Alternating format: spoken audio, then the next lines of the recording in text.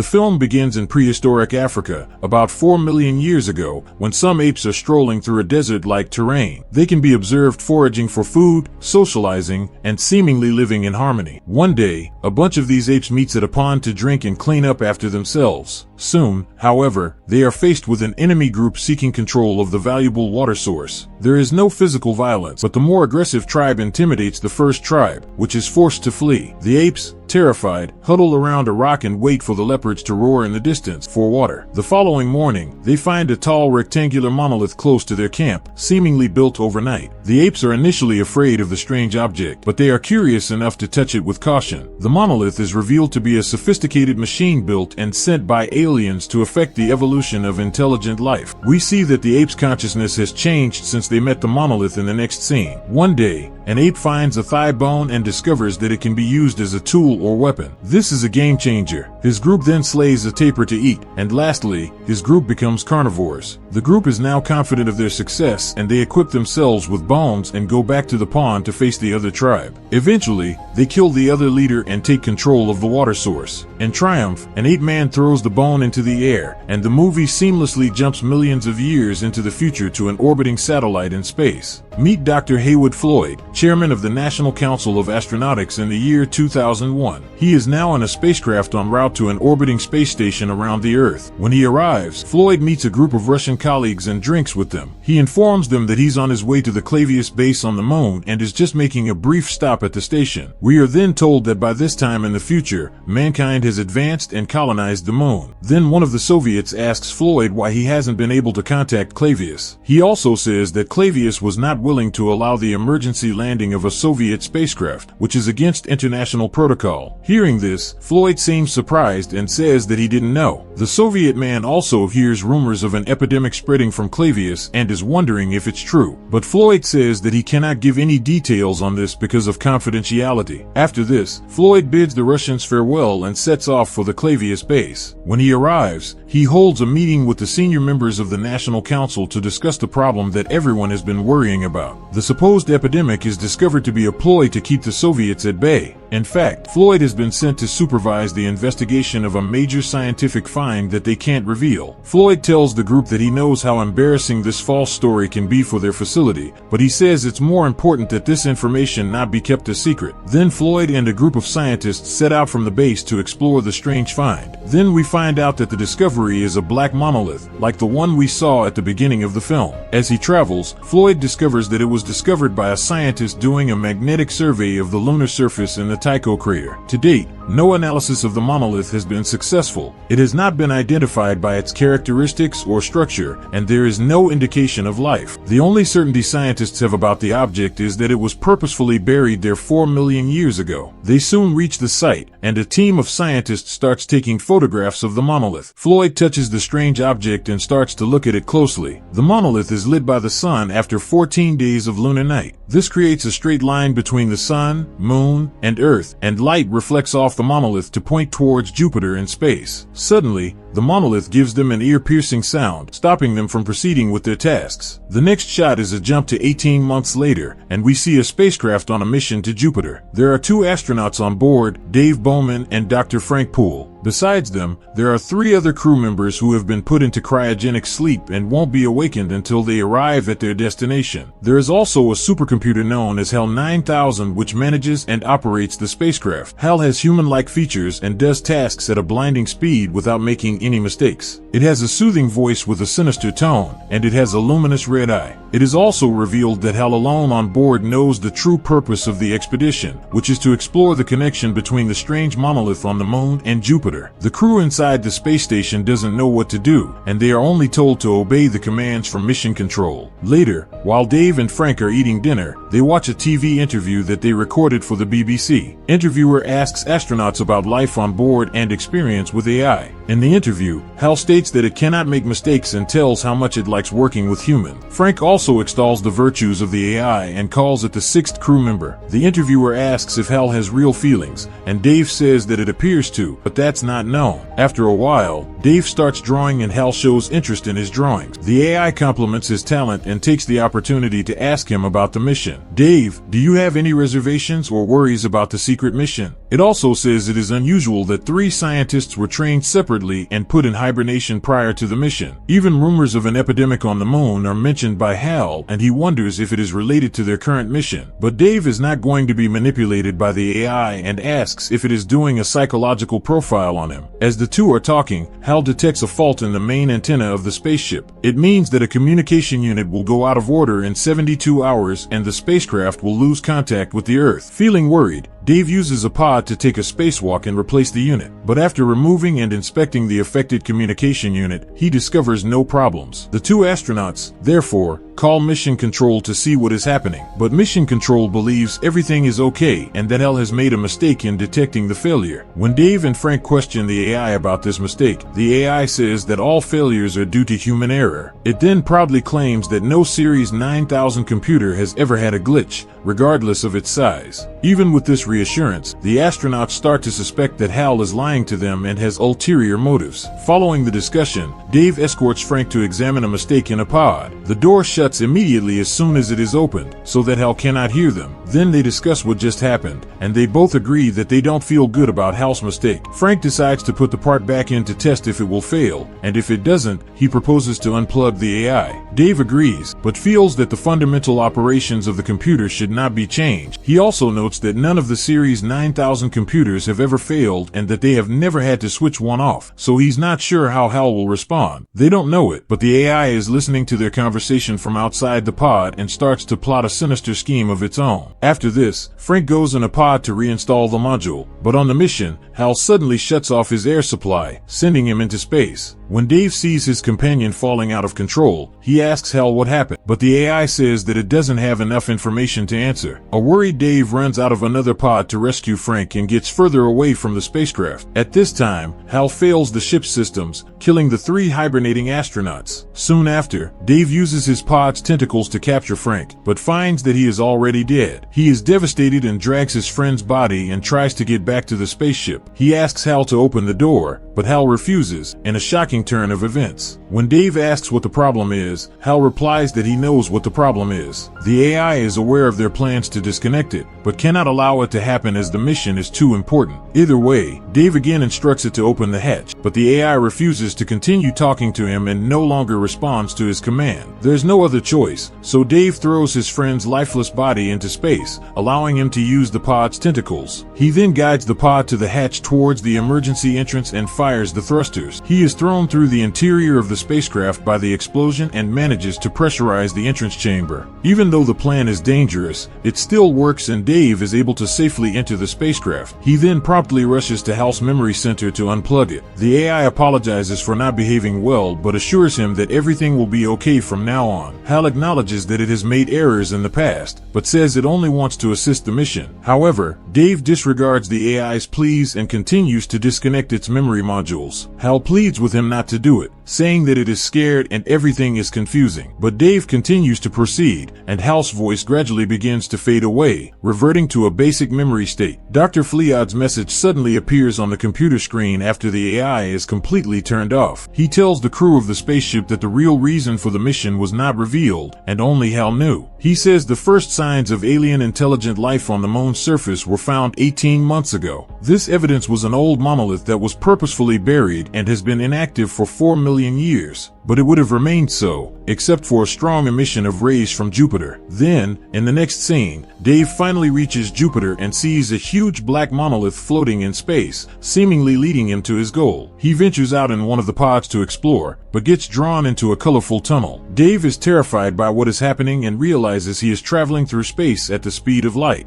On his travels, he experiences strange cosmic phenomena and alien landscapes with breathtaking colors. He sees the universe being formed at the Big Bang, the formation of galaxies, suns, and planets. Then there are pictures of protoplasm, single cells, and amoebas. Then he reaches a place where the terrain is like that of Earth. There is plenty of water, and the colors are very vibrant. When Dave arrives at the end of the trip, He is in the middle of a hotel suite with a lot of luxury. He leaves the pod wearing his astronaut suit, but he has aged and his skin has wrinkled. Then Dave starts to wander around the weird room, looking around. He finds to his surprise a second version of himself, many years older, standing in the bedroom. The camera then moves to the view of this older Dave, and the first Dave and his pod disappear. Following this, Dave looks around and finds a mirror in the suite's bathroom. As he is looking at himself, he sees another person in the next room. It is revealed to be a third version of himself, much older and dining at a table. The third Dave stumbles, his wine glass falling to the floor, and he nervously looks at the pieces. As he slowly raises his gaze, he sees himself lying on the bed, as an old man, dying. Now it's back to Dave's fourth version, and he sees a large monolith that has suddenly appeared in the middle of the room. He extends his hand to touch it, but he dies and becomes an embryo of a star child. Then the film ends with the star child floating through space, heading towards Earth. Subscribe to watch more videos like this. Leave a comment about your favorite movie, and we will make it next. Thanks for watching.